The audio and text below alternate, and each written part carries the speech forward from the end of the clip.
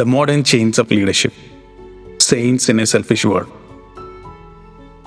Leadership today is a polished myth because somewhere along the line, leadership stopped being a sacred responsibility and become a performance art. A carefully choreographed script repeated by leadership gurus, keynote speakers, and social media influencers. Listen to any leadership panel, podcast, or post. We all hear it. Leadership should look like this. You must lead like that. Serve first, always empathetic, be visible, be vulnerable, follow this model, this framework, this path. But no one talks about the followers. No one teaches how people should support those who lead. No one questions leadership itself has become a modern slavery. Endless doing, constant correction, little compassion. It's no longer just lead by example, now it's do as we say, or we will take your crown.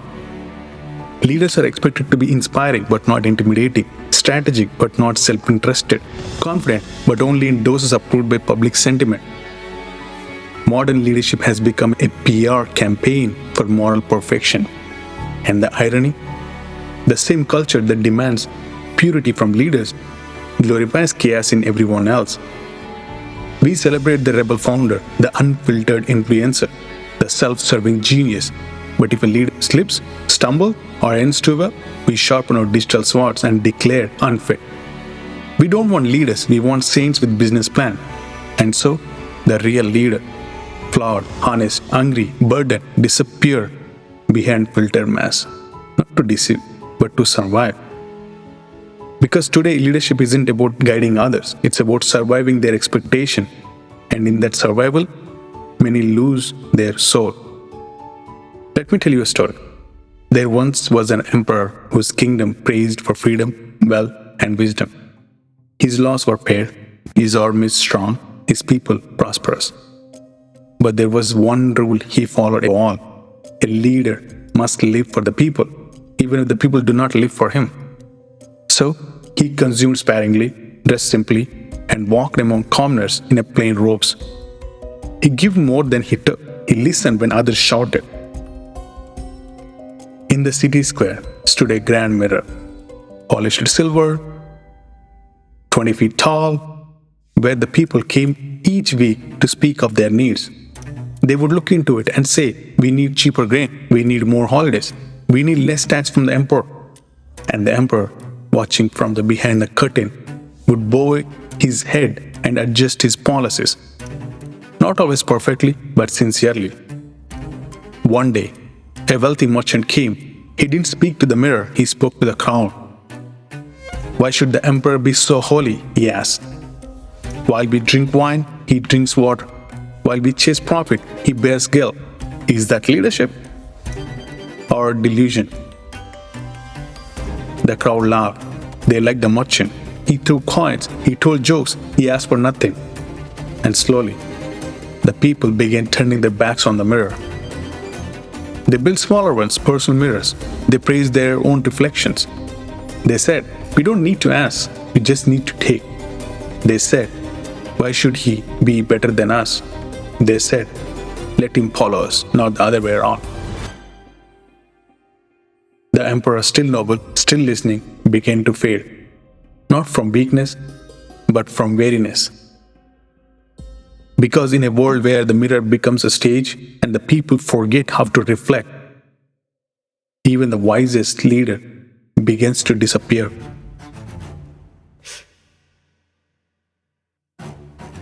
Think of a well-known CEO in Silicon Valley today, hailed as a visionary, yet constantly under fire.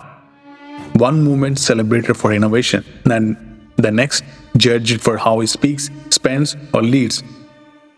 He is expected to change the world while staying silent on his imperfection. To be daring without ever offending, to lead boldly yet somehow never bruise egos.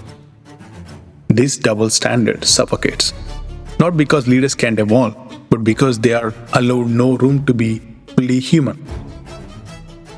Look what happened recently. Justinda Arden, former Prime Minister of New Zealand, led with empathy during crisis, brought grace into governance, and chose humanity over hardness. Yet, when she stepped down, exhausted and honest, many supported, but others mocked. She's too soft. She could not handle pressure. She's quitting because she's failed. She wasn't caught in scandal. She wasn't ousted by opposition. She walked away to preserve her soul. And that's the tragedy. Even when leaders do everything right, lead with integrity, and admit their limits, they are still questioned, still criticized, still doubted. Because the myth of leadership today isn't just about performance, it's about performing perfection without pause, without pain, without end.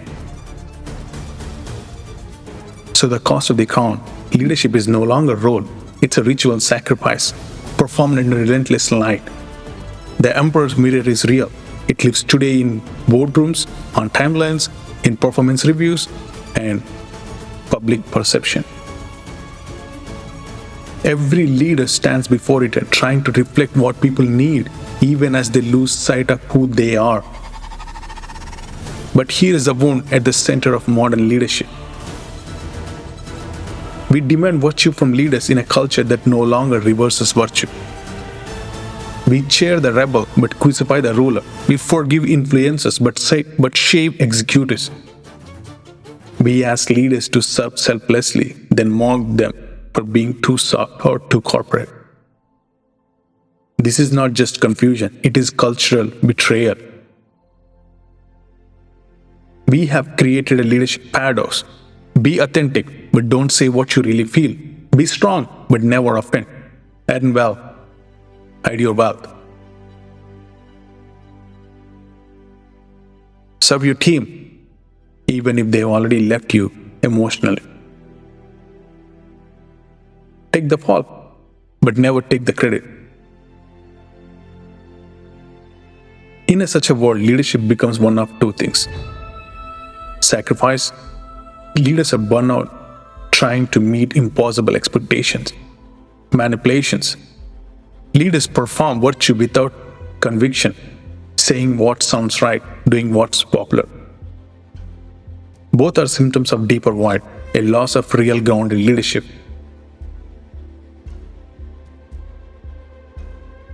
In an era where leaders are vanishing into brands and courage is diluted by complaints, we must ask, where are the ones who lead not to please, but to build, to confront, to awaken? True leadership is neither blind sacrifice nor strategic deception. It is soul-aligned authority. It is the emperor who listens deeply, but also speaks the truth that people may not want to hear. It is the merchant who gains wealth, but uses it to build, not to swag. It is the mirror, not a spotlight, but as a sacred space for reflection. Because the cost of the crown is not paid in perfection, it's paid in presence, in discernment, in holding the truth, in holding the tension between service and selfhood.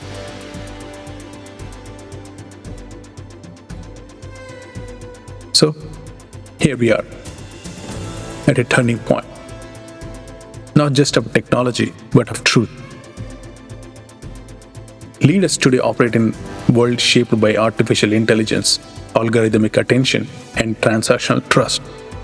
In this hyper-connected era, where performance is recorded and judged and often misunderstood, leaders carry not just strategic responsibility, but emotional, psychological toll far beyond their title. Yes, they earn, yes, they hold influence, but what the world rarely sees is the cost beneath the currency, and the anxiety masked as confidence, and the isolation behind applause. The identity crisis that comes when your role swallows your essence in the AI era. Data guides decision, but it cannot hold pain. It cannot decode the emotional complexity of a team in a conflict, or the silent grief of leadership trying to inspire others while losing parts of themselves.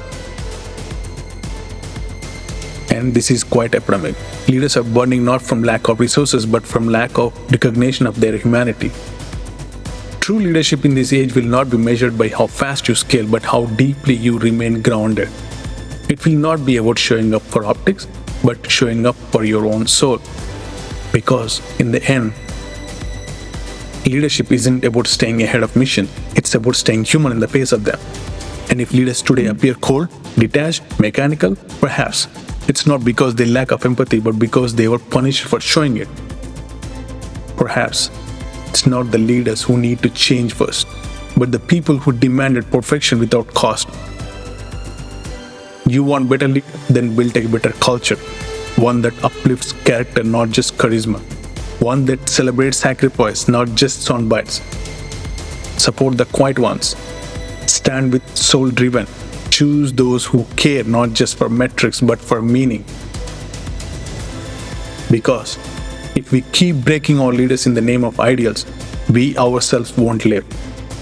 We will soon be led by those who have nothing left to give.